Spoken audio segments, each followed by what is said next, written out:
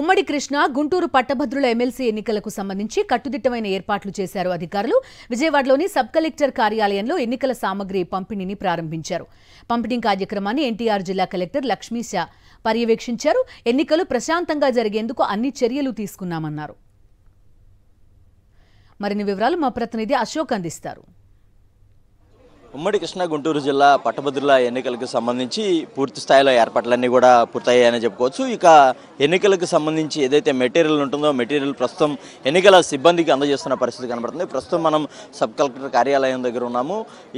ఇక్కడి నుంచి కూడా మొత్తం జిల్లాలో ఉన్న అన్ని పోలింగ్ బూతులకి ఇక్కడి నుంచి కూడా ఎన్నికల సామాగ్రిని తీసుకుని సిబ్బంది అంతా కూడా వెళుతున్న పరిస్థితి కనబడుతుంది. ఇక జిల్లా కలెక్టర్ లక్ష్మీశా ఇక్కడ ఏర్పాట్లన్నీ కూడా పర్యవేక్షిస్తున్నారు. సిబ్బందికి ఎలాంటి రేపు ఏదైతే పోలింగ్కి సంబంధించి ఎలా ఉండాలి, వారి విధి నిర్వహణకు సంబంధించి ఎలాంటి జాగ్రత్తలు తీసుకోవాలనే దాని మీద వారందరికీ కూడా సూచనలు చేస్తున్న పరిస్థితులు కూడా కనబడుతున్నాయి. ఎన్టీఆర్ జిల్లా వ్యాప్తంగా 112 పోలింగ్ కేంద్రాలు ఉన్నాయి. 112 పోలింగ్ కేంద్రాల్లో ఎవరైతే పట్టభద్రులు ఉన్నారో వారు తమ ఓటు హక్కును వినియోగించుకొని ఉన్నారు.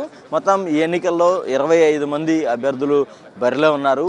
అయితే సాధారణ ఎన్నికలకి దీనికి చాలా తేడా ఉంటుంది. కేవలం పట్టభద్రులు మాత్రమే ఈ ఎన్నికలు తమ ఓటు హక్కును వినియోగించుకునేందుకు వస్తుంటారు కాబట్టి. అయితే ప్రస్తుతం మనతో పాటు ఎన్టీఆర్ జిల్లా కలెక్టర్ లక్ష్మీశా ఉన్నారు. ఆయనతో మాట్లాడే ప్రయత్నం చేద్దాం. సార్, ఓవరాల్గా ఎన్నికలకు సంబంధించి ఏర్పాట్లు ఎలా సాగుతున్నాయి? ఎంతమంది సిబ్బంది ఎన్నికల విధులు పాల్గొని ఉన్నారు? ఇప్పుడు మన జిల్లా టోటల్ 112 పోలింగ్ కేంద్రాలు ఉన్నాయి. 112 పోలింగ్ కేంద్రాల్లో ఇప్పుడు డిస్ట్రిబ్యూషన్ జరుగుతూ ఉంది. 3 దగ్గర డిస్ట్రిబ్యూషన్ పెట్టాము: తిరువూరు, నందిగామ, విజయవాడ.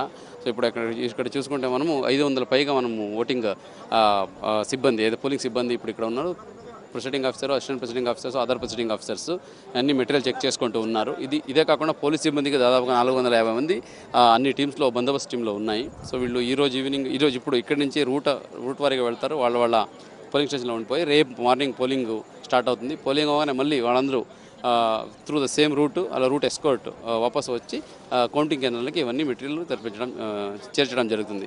ఈ నేపథ్యంలో ఎక్కడ ఏమీ ఇబ్బంది జరగకుండా మొబైల్ టీమ్స్, అలాగే ర్యాపిడ్ యాక్షన్ టీమ్స్ కూడా మనం పోలీస్ సైడ్ నుంచి కూడా పెట్టడం జరిగింది. అట్లాగే ప్రతి ఒక్క కేంద్రాల్లో కూడా వెబ్ కాస్టింగ్ కూడా పెట్టి ఎక్కడ అవాంఛనీయ ఘటనలు జరగకుండా లైవ్గా మానిటర్ కూడా చేయడం జరుగుతూ ఉంది. ఇప్పుడు సాధారణ ఎన్నికలకి దీనికి కొంత డిఫరెన్స్ ఉంటుంది.